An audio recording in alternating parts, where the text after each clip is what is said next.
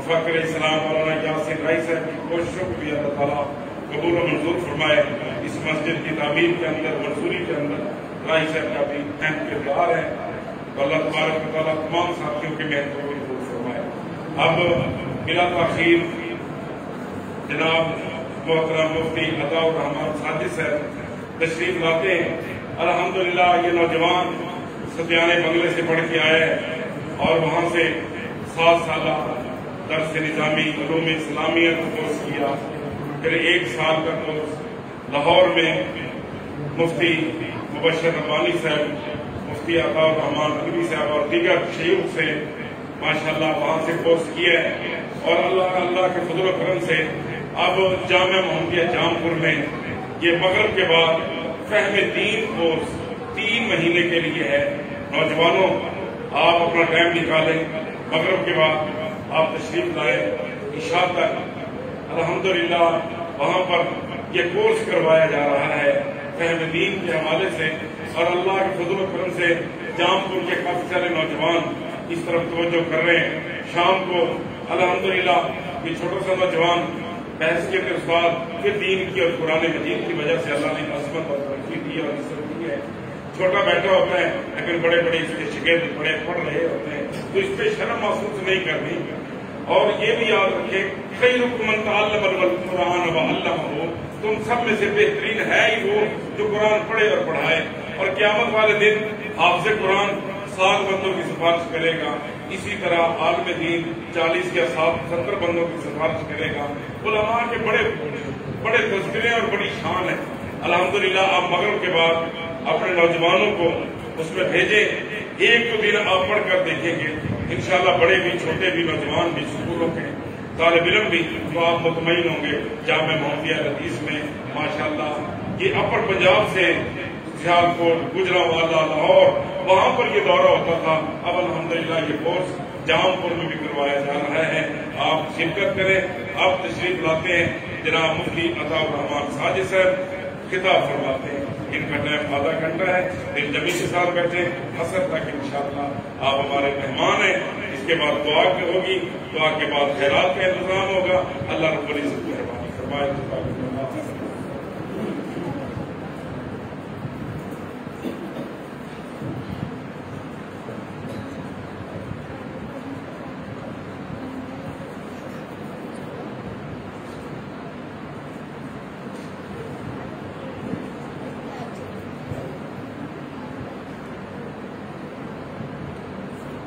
السلام علیکم ورحمۃ اللہ وبرکاتہ.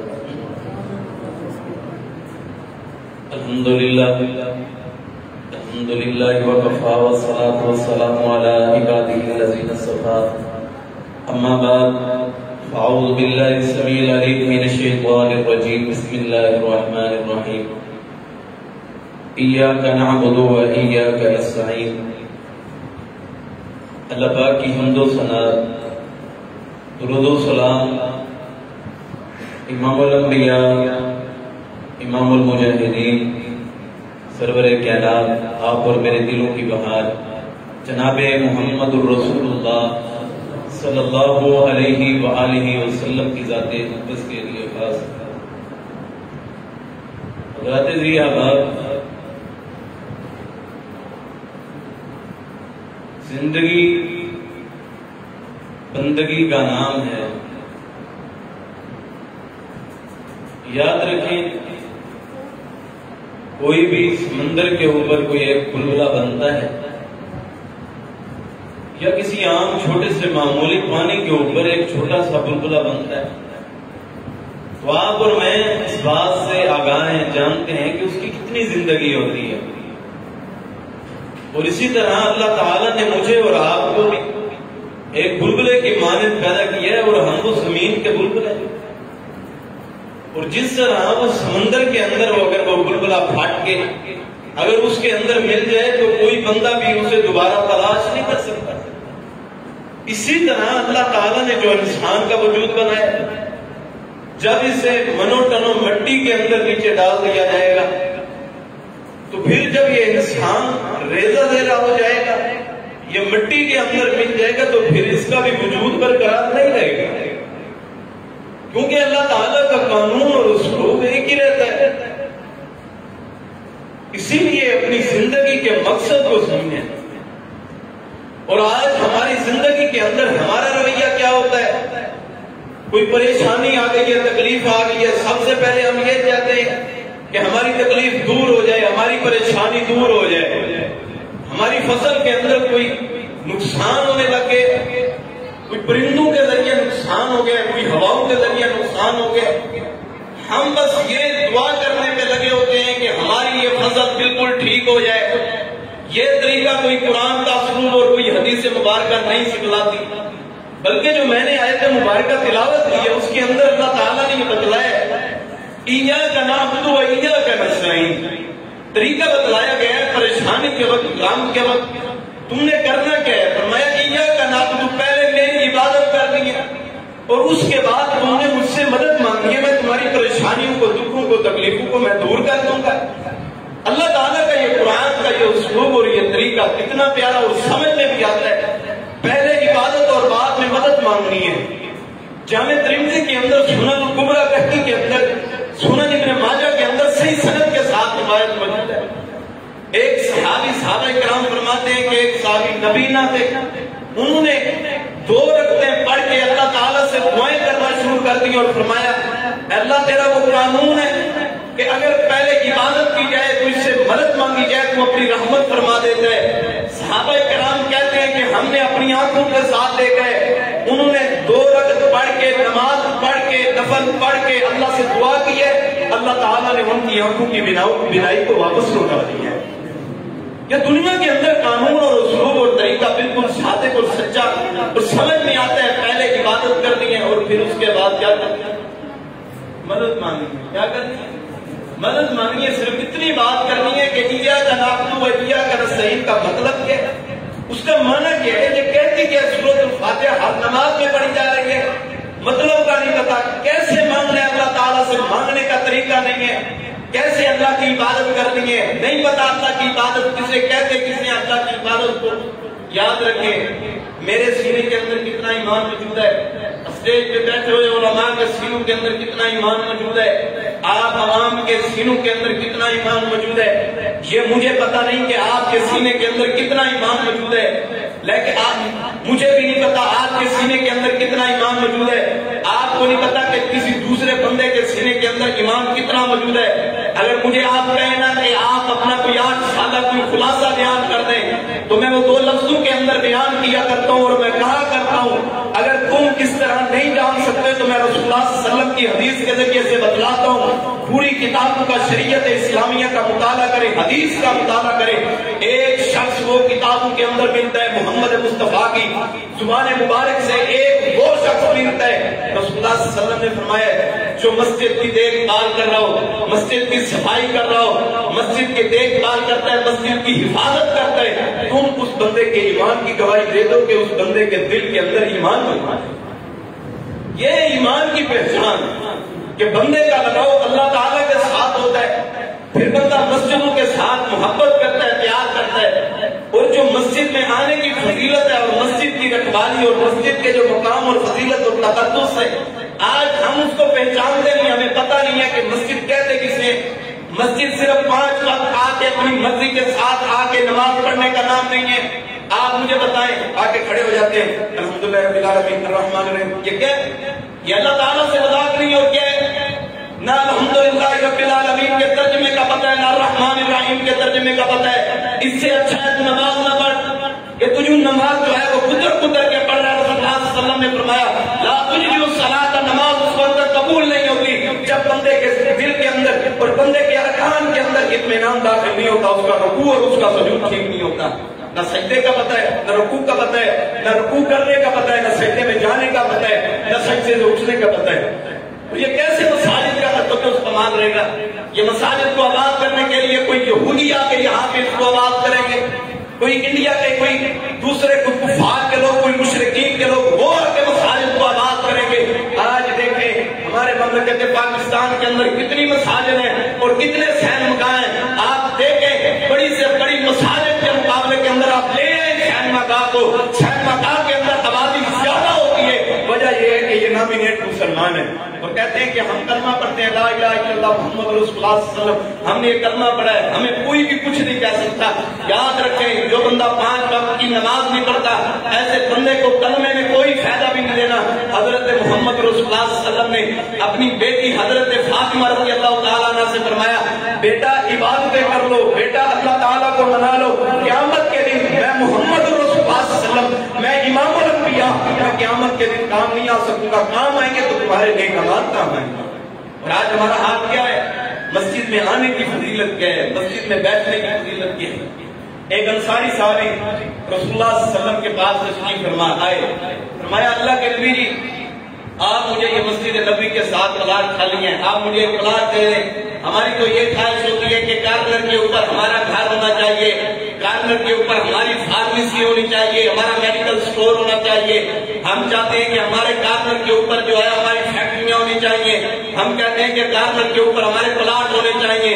جب دیکھیں کہ ہم یہ دنیا کی سہولیات کو دیکھتے ہیں لیکن اس صحابی کی طرف کو تمنا کو دیکھیں، فرماتے ہیں اللہ کے نبی جی مسجد نبی تعمیر ہو چکی ہے، میرا دل کرتا ہے کہ مسجد نبی کے ارد گرد جو پلاٹ ہیں ان میں سے ایک پلاٹ مجھے بھی دے دیا جائے تاکہ میں یہاں پہ رہ کے اپنا گھر بنا کے اپنی جھونپڑی بنا کے میں مسجد کی دیکھ بھال بھی میں کیا کروں، مسجد کا جھاڑو میں دیا کروں، مسجد کے اندر آ کے اذانیں میں دیا کروں، مسجد کی صفائی میں کیا کروں، مسجد میں آنے والے نمازیوں کا استقبال میں کیا کروں۔ اللہ کے نبی جی میرے دل کی یہ خواہش ہے۔ رسول اللہ صلی اللہ علیہ وسلم تھوڑے وقت کے لیے خاموش ہو گئے، فرمایا اللہ تعالیٰ نے اپنے آسمان سے حضرت جبریل علیہ السلام کو بھیج کے قیامت تک یہ قانون بیان کر دیا اور قانون بیان کیا۔ رسول اللہ صلی اللہ علیہ وسلم نے فرمایا کہ اے پیارے آپ کا گھر مسجد نبی کے قریب نہیں ہونا ہے۔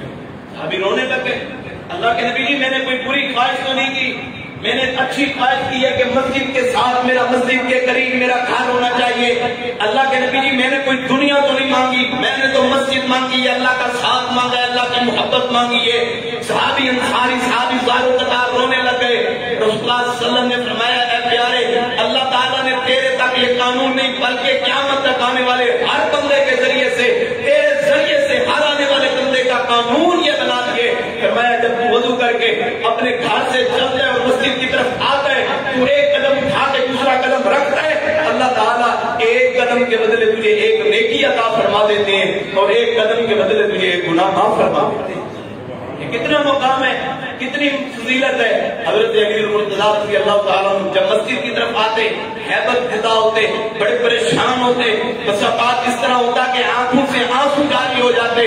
صحابہ پوچھتے ہیں کہ آپ مسجد کی طرف آ رہے ہوتے تو آپ کا یہ حال ہوتا ہے، وجہ کیا ہے؟ مسجد کی طرف آتے تو خوش دلی کے ساتھ آیا کریں، کیوں پریشان ہو کے آتے ہیں، کیوں روتے ہوئے آتے ہیں؟ فرماتے ہیں روتا اس وجہ سے نہیں ہوں، رونے کی وجہ یہ کہ میں اللہ تعالیٰ کی عدالت کے اندر جا رہا ہوں، کوئی ایسا قدم نہ اٹھ جائے جو اللہ کی نافرمانی والا ہو، جو کوئی ایسا بول نہ نکل جائے جو اللہ کی نافرمانی والا بول ہو۔ فرماتے ہیں میں ڈرتا ہوں کہ میں اللہ تعالیٰ کی عدالت کے سامنے پیش ہو رہا ہوں، کوئی مجھ سے گناہ سرزد نہ ہو جائے۔ یہ تقدس مساجد میں آنے کا، اور جو بندہ مسجد میں آ جاتا ہے تو رسول اللہ صلی اللہ علیہ وسلم نے اس صحابی کو فرمایا جب تو وضو کر کے آتا ہے اور اس کے بعد جب تک وہ اپنے گھر واپس نہیں لوٹتا، نماز پڑھنے کے بعد اپنے کاروبار کی طرف چلا جاتا ہے، اپنے کوئی دوسرے کام کاج کرتا، اپنے پھر گھر میں جا کے پہنچتے، جب تک تو وضو کر کے مسجد کی طرف آئے اور آنے کے بعد جو کام کاج پھرتا کرتا پھرے، جب تک تو اپنے گھر واپس نہیں لوٹتا، اللہ تعالیٰ پھر بھی تیرے ہر قدم کے بدلے میں ایک نیکی عطا کر دیتے ہیں اور ایک گناہ کا معافی عطا کر دیتے ہیں۔ یہ فضیلت، یہ مقام ایاک نعبد و ایاک نستعین، پہلے عبادت ہے، پھر اس کے بعد مدد مانگنی ہے۔ ہم نے دیکھنا ہے ہماری عبادت کا طریقہ کیا ہے، ہمیں مساجد کے ساتھ محبت کے، اللہ کے گھرانوں کے ساتھ پیار اور محبت اور الفت کے۔ یاد رکھو وہ لوگ خوش قسمت ہیں، وہ لوگ بڑے خوش نصیب ہیں جن کو مسجد میں آنے کی اللہ توفیق دیتا ہے۔ زلزلے آ جائے، زلزلے کا جھٹکا آ جائے، سیلاب آ جائے، لوگ باہر نکل آتے ہیں، جس صلاۃ التوبہ پڑھی جائے، صلاۃ الحاجہ پڑھی جائے، باہر نکل آ جاتے ہیں، کلمہ پڑھنا شروع ہو جاتے ہیں۔ وہ لوگ تو ڈرتے ہیں، کس سے؟ زلزلوں سے ڈرتے ہیں، سیلاب سے ڈرتے ہیں، وہ اس ڈر کی وجہ سے اپنے گھروں سے باہر نکلتے ہیں۔ اور تم گرمی کے اندر، جون جولائی کے مہینوں کے اندر اپنے کمروں کو چھوڑ کے، اپنے بستروں کو چھوڑ کے جب وضو کر کے تم اللہ کے دربار میں آنے کے لیے تیار ہوتے ہو، تمہارا آنا اللہ کے دربار کے اندر کتنا مقبول ہوتا ہے۔ اللہ فرشتوں کے اندر فخر کرتے ہیں،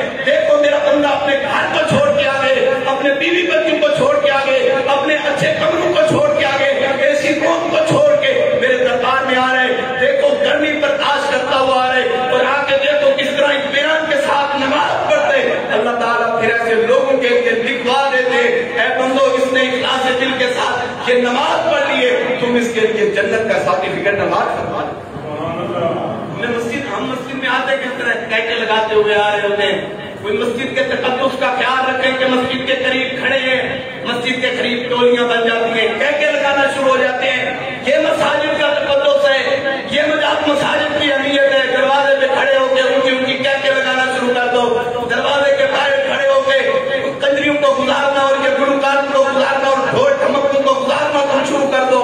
گانے بجانے کو عام کر دو. میں یہ کہتا ہوں کہ گناہ کرنا اپنے اوپر ضرور وبال ہے, لیکن جو بندہ مساجد کی حرمت کو بمال کر دے, جو بندہ مساجد کے تقدس کو بمال کر دے, جس کو پتہ ہے یہ اللہ کا گھر ہے, وہ اللہ کے گھر کے سامنے سے کنجریوں کو گلواتا ہے, وہ خسروں کو گلواتا ہے, وہ اللہ کی نافرمانی والے کام کرتا ہے. میں یہ کہتا ہوں کہ وہ بندہ اللہ کے ہاں پسندیدہ نہیں ہو سکتا. جس کو اللہ کے گھر کا احترام نہیں ہے, جس کو اللہ کے گھر کے تقدس کا نہیں پتا, اسے کیا پتا ہے کہ اللہ کے دربار کے اندر آ کے اللہ کی عبادت کیا کرنی ہے, اللہ کو منانا کس طرح ہے. مسجد کے باہر کھڑے ہو کے کہکا نہیں لگانا. جو کہکا لگائے اسے کہو کہ یہ اللہ کا گھر ہے, یہ تیری کوئی زمینداری نہیں ہے, تیری دکان نہیں ہے, یہ تیری گھر نہیں ہے, یہ تیری کوئی بیٹھک نہیں ہے جہاں پہ تو اپنے دوستوں کو یاروں کو اکٹھا کر کے تو لڈو وغیرہ کھیل کے اور بڑے بڑے تاج تو کھیل کے تو کہکے لگائے اور تو بڑے بڑے یہ گان کو عام کرے. یاد رکھو یہ کام میری اور آپ کی ذمہ داری ہے. مساجد کے سامنے سے ایسے لوگوں کو نہ گزرنے دو, اپنے مساجد کے تقدس کو تم پامال نہ کرنے دو, ان کی حفاظت کرو. اگر آج میں نہ حفاظت کروں مساجد کی, آپ نہ حفاظت کریں, بتائیں جو لوگ مساجد کے قریب ہی نہیں ہیں, جو لوگ اس فتنے کے اندر مبتلا ہو چکے ہیں, بتاؤ مساجد کی حفاظت کون کرے گا؟ مساجد کی حفاظت کرنا, اور مساجد کی جو حفاظت کرتا ہے اللہ تعالیٰ کے ہاں وہ بندہ بڑا پسندیدہ ہوتا ہے, بڑا مقبول ہوتا ہے. سنن ابن ماجہ کے اندر آج 10 حدیثوں کا خلاصہ یہ ہے کہ رسول اللہ صلی اللہ علیہ وسلم نے فرمایا ایک ایسی عورت ہے جو ایک بادشاہ کے ہاں کام کاج کیا کرتی ہے, کام کرتی ہے. ایک دن اس کی بیٹی نہانے کے لیے گئی تو اس نے اپنے گلے کے اندر سے ہار اتار کے سونے کا باہر پتھر پہ رکھ دیے, اور یہ غلامہ عورت باہر کھڑی ہوئی صفائی کر رہی ہے. یہ بادشاہ کی بیٹی باہر نہا کے آئی اور ایک چیل نے آ کے وہ ہار اٹھا کے لے گئے, اور یہ بادشاہ کی بیٹی کہتی ہے کہ تم نے میرا ہار اٹھایا, میرا ہار واپس لوٹا دے, یہ ہار واپس لوٹا دے. یہ عورت کہتی ہے کہ میں نے ہار بھی چورایا, میں نے ہار چوری نہیں کیا, میرے پاس ہار نہیں ہے. یہ عورت کہتی ہے, یہ بادشاہ کی بیٹی کہتی ہے جب میرا والد آئے گا, جب میرا باپ آئے گا, میں اسے کہوں گی اور تجھے چوک کے اندر تجھے ننگا کیا جائے گا, تیری تلاشی لی جائے گی. یاد رکھو جو اللہ کے ہاں پسندیدہ بندے ہوتے ہیں اللہ ان کی عزتوں کی حفاظت خود کرتا ہے, اللہ انہیں مقام خود دیتے ہیں, اللہ عزت خود دیتا ہے ان کو. یہ عورت کہتی ہے کہ آپ کو چوک کے اندر ننگا کر دیا جائے گا, تلاشی لی جائے گی, ہار واپس کر دو. یہ عورت کہتی ہے کہ میرے پاس ہار نہیں ہے. اس کا باپ آئے, باپ نے کہا کہ ہار واپس کر دو, نہ تو چوک کے اندر آپ کو ننگا کیا جائے گا, آپ کی عزت کو کمال کیا جائے گا. یہ عورت کہتی ہے میرے پاس ہار نہیں ہے. بادشاہ نے حکم دیا جوانوں کو, جوانوں نے پکڑ کے چوک کے اندر کھڑا کیے.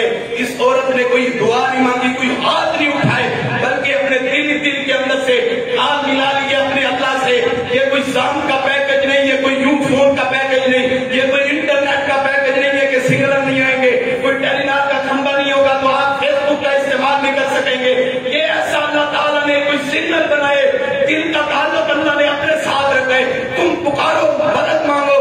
یہ عورت مسلمان بھی نہیں ہوئی, کلمہ بھی نہیں پڑھا, اس نے دل کے اندر اللہ کو کہا ہے اللہ تجھے پتہ ہے میں نے یہ چوری نہیں کی, یہ ذلیل لوگ گندے لوگ میری عزت کو کمال کرنا چاہتے ہیں. اللہ تو میری عزت کا رکھوالے, اللہ تو میری عزت کو بچا لے. اللہ تعالیٰ نے کیا کیے, اسی چیل نے جس چیل نے ہاتھ اٹھا کے وہ گیا تھا وہی چیل وہاں پہ لوگوں کے سامنے, مجمع کے سامنے وہ چیل آ گئے اور اس نے آ کے ہار کو وہاں پہ رکھے اور لوگ حیران ہو گئے کہ کتنی پاک دامنہ عورت ہے کہ اللہ تعالیٰ نے اس کے ذریعے سے کس طرح یہ قانون اور اصول سکھائے. یہ عورت کہتی ہے میں آپ کے پاس رہنے والی نہیں ہوں, اور یہ وہی عورت ہے جو جس کو یہ شرف حاصل ہوئے صرف اتنی محبت کی وجہ سے, اتنے پیار کی وجہ سے کہ مسجد نبی کی خاتمہ بھی نہیں ہے, اور حضرت اما عائشہ رضی اللہ تعالیٰ عنہا کے بالوں کے اندر کنگھی کرتی رہی ہیں. رسول اللہ صلی اللہ علیہ وسلم جس برتنوں کے اندر کھانا کھاتے رہے ہیں وہ سعادت مند ہے. اور میں کہتا ہوں کہ اگر دنیا کی کوئی لونڈیوں کا اور غلاموں کا تم مقابلہ کرو,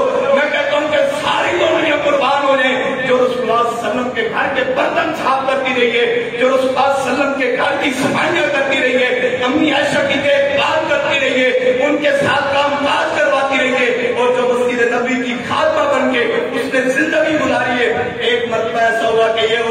बात बाजी, सहाबा किराम ने मामूली समझा और दफन कर दिए। सहाबा किराम ने जब दफन किया, रसूलुल्लाह सल्लल्लाहु अलैहि वसल्लम ने पूछा कि वो औरत नजर नहीं आती, वो औरत कहाँ गई है? सहाबा फरमाते हमने तो उसे दफन कर दिए।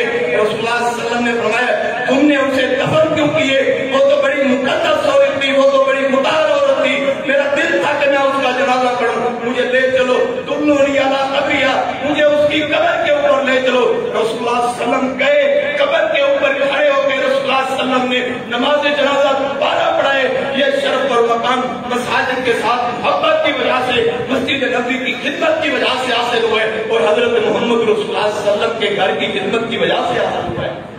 आज हमें शर्म आती है कि मस्जिद के वाशरूम खराब हो तो हम उसके अंदर दाखिल नहीं होते, और भाई अपने ऊपर जो वाशरूम खराब हो उसके अंदर दाखिल होना फर्ज कर लें और ये सवाल की नियत रखें, शायद यही नहीं कि अल्लाह के यहाँ कबूल हो जाए और मेरी मग़फ़िरत का बहाना लग जाए। मस्जिद के वाशरूम को साफ करना मेरी आपकी जिम्मेदारी है, मस्जिद के सकाओं को साफ करना मेरी आपकी जिम्मेदारी है। और भाई एक तुमने जो खाद मस्जिद का रखा है वो किस लिए रखा है? तुम जिंदा नहीं हो, तुम वहां पे नहीं हो, तुम नमाज़ें नहीं पढ़ते, मस्जिद के बिल के लिए अफसोस से कहना पड़ता है।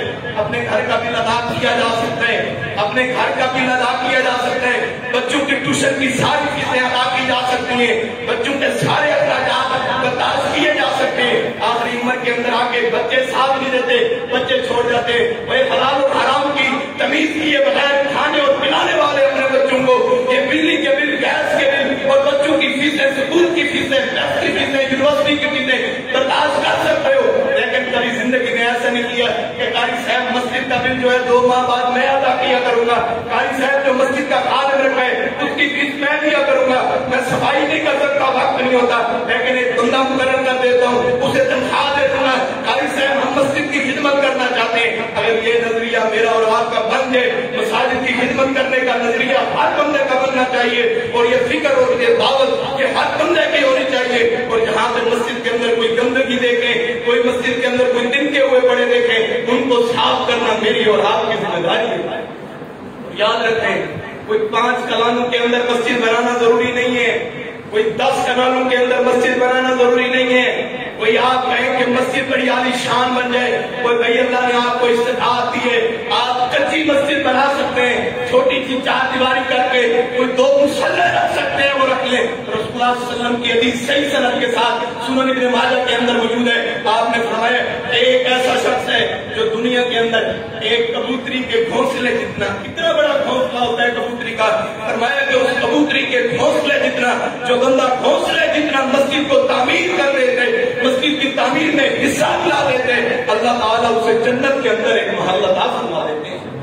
और इमाम इब्न हजर अस्कलानी रहमतुल्लाह ने फतहुल बारी के अंदर ये बात नकल की है और फरमाते हैं जो बंदा मस्जिद को तामीर करता है वो ये ना समझे कि उसने दुनिया के अंदर कोई घर तामीर कर लिए, बल्कि ये समझे कि मैंने दुनिया के अंदर जन्नत को कायम कर लिए।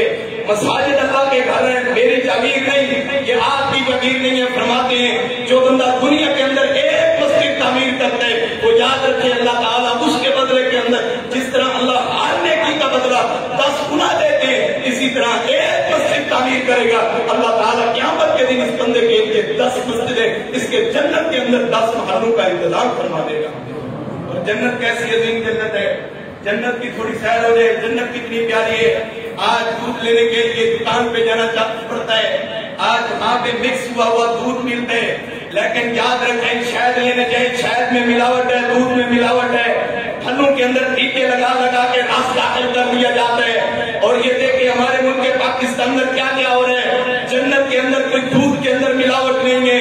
फरमाया इस बंदे का महल है और इस बंदे का महल कैसे है, आज अंधेरी आए तो मिट्टी के साथ तेरा आलूदा हो जाता है, बालू के अंदर मट्टी दाखिल हो जाती है। रसूलुल्लाह सल्लल्लाहु अलैहि वसल्लम ने फरमाया जब ये जन्नती लोग जन्नत की सैर कर रहे होंगे और जो जन्नत के अंदर जो आंधी चलेगी वो मट्टी इनके चेहरों पे पड़ेगी और ये चेहरों पे पड़ने की वजह से ये अपनी हूरों से भी ज्यादा खूबसूरत हो जाएंगे। दूध के अंदर मिलावटें नहीं होंगी, दूध की नहरें होंगी, शहद की नहरें होंगी। और मेरे भाई मैं कहता हूँ तूने क्या किया, क्या कमाया, तू कहता है मैंने बीए कर लिए, मैंने जो है वो एमफिल पीएचडी कर लिया। और भाई मैं तेरी एमफिल को क्या करूँ, तुझे अल्लाह अकबर नहीं पता, अल्लाह अकबर का तर्जुमा क्या है, तुझे नहीं पता सुभान रब्बियल आला का तर्जुमा ترجمہ کیا ہے، میں تیری ایسی پی ایچ ڈی کا کیا کروں، میں تیرے ایسے پیرنٹس کا کیا پتوں، تجھے سبحان ربی العظیم کا ترجمہ نہیں پتا، تجھے پتا نہیں ہے کہ قل هو اللہ احد کسے کہتے ہیں، اور ہمارے پارلیمنٹ کے اندر بیٹھے ہوئے دیکھتے نہیں ہیں قرآن مجید کی ایک آیت پڑھنا نہیں آتی، سورۃ اخلاص پڑھنا نہیں آتی، کلمے کا مطلب پتا نہیں ہے، کلمہ کیا کہتے ہیں، کلمہ کیا تقاضا کرتا ہے۔ یاد رکھیں کلمہ بنیاد ہے، کلمہ اساس ہے، دین کی بنیاد ہے، جو اس کے مطابق پوری طرح زندگی بسر کرتے مساجد کی حفاظت کو اپنا ہل جان بنا لیتے۔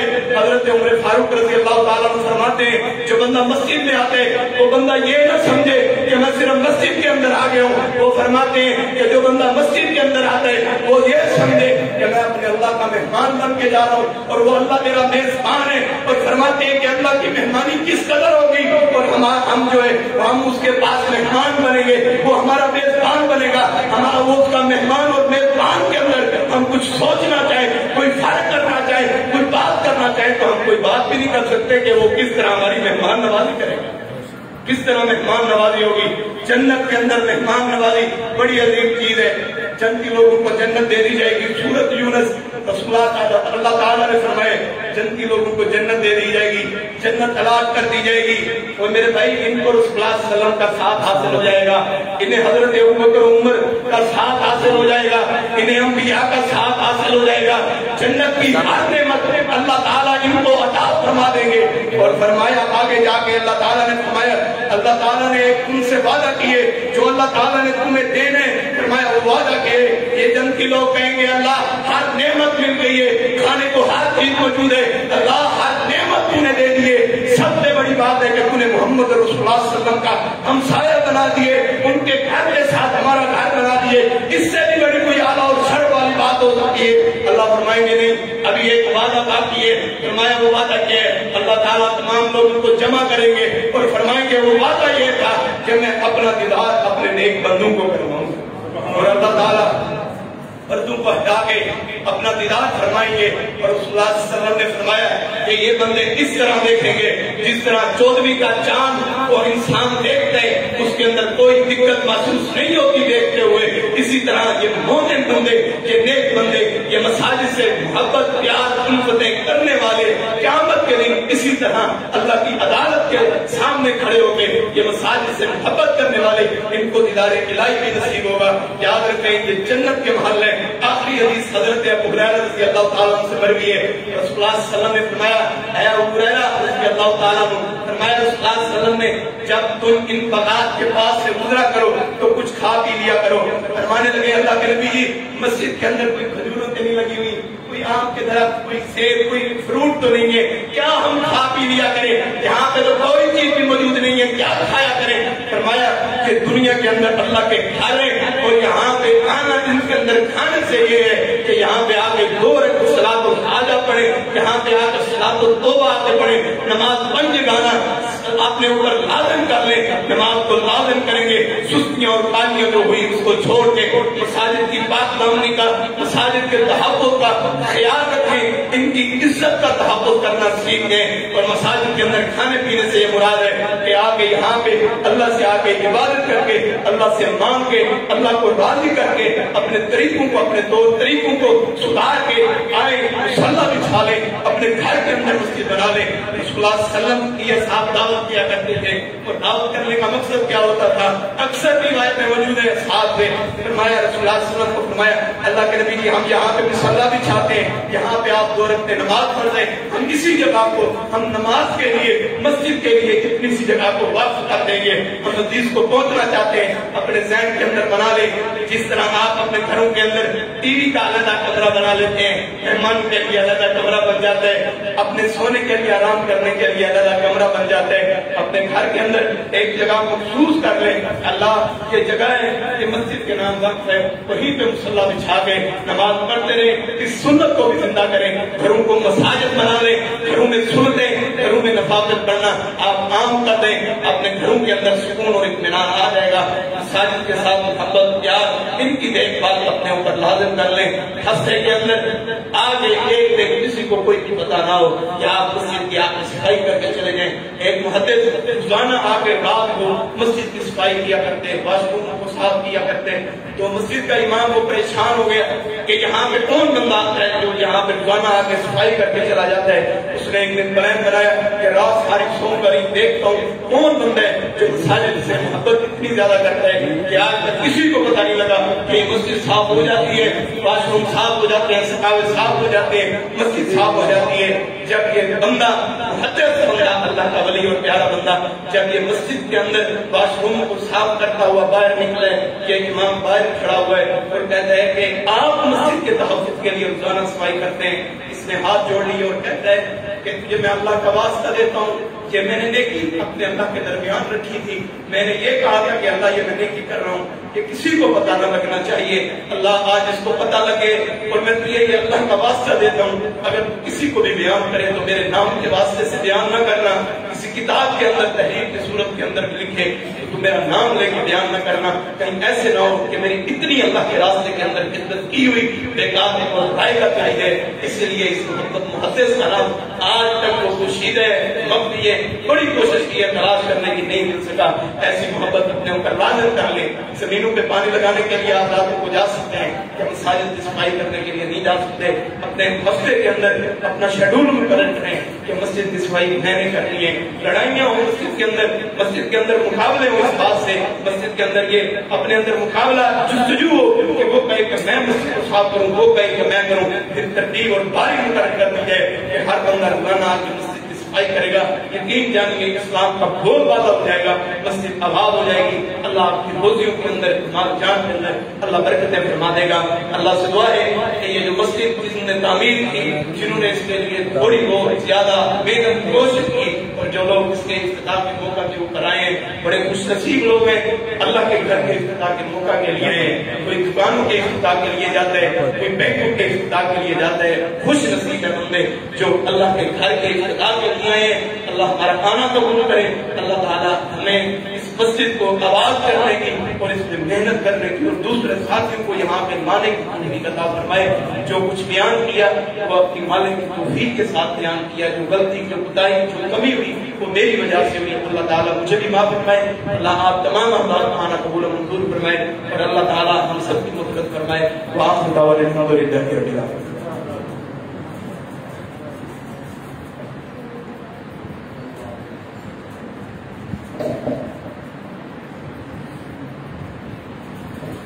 حضرات, یہ تھے ہمارے نوجوان خطیب.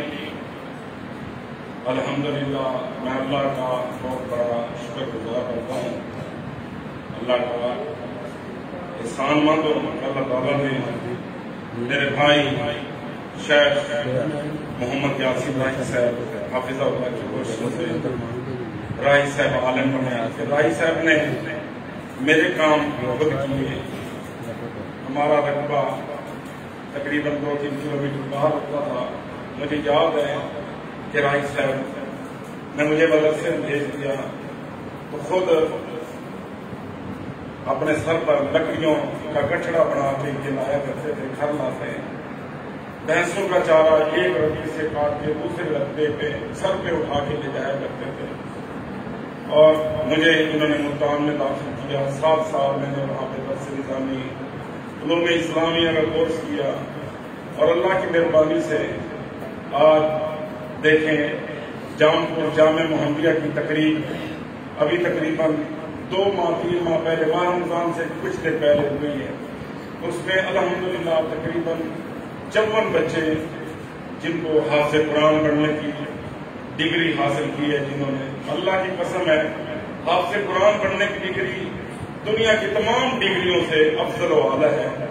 تو آج میرے برخوردار نے جو بیان کیا ہے, راہی صاحب کا ایک صدقہ جاری ہے. ہمارے خاندان میں اللہ کی مہربانی سے بڑی تعداد میں علماء حافظ قاری پیدا ہو چکے ہیں. الحمدللہ بھائیوں کی اولاد سے, بہنوں کی اولاد میں الحمدللہ راہی صاحب نے ایک جواب بچھوا دیا ہے. الحمدللہ ابھی بھی ستیانے بنگلے میں ماشاءاللہ ہمارے کوشش سے اور بھائی محمد جمیل اجمل صاحب حافظ اللہ، ان کی کوشش سے ان کا بیٹا بھی وہاں پر پڑھ رہا ہے، ان کا بھتیجا بھی، اور دیگر کافی سارے طلباء الحمدللہ ستیانے میں اور دیگر مدارس میں پڑھ رہے ہیں۔ انشاءاللہ یہ ایسا نوجوان اب جام پور میں آ رہے ہیں، جام پور کی محرومی ٹوٹ چکی ہے۔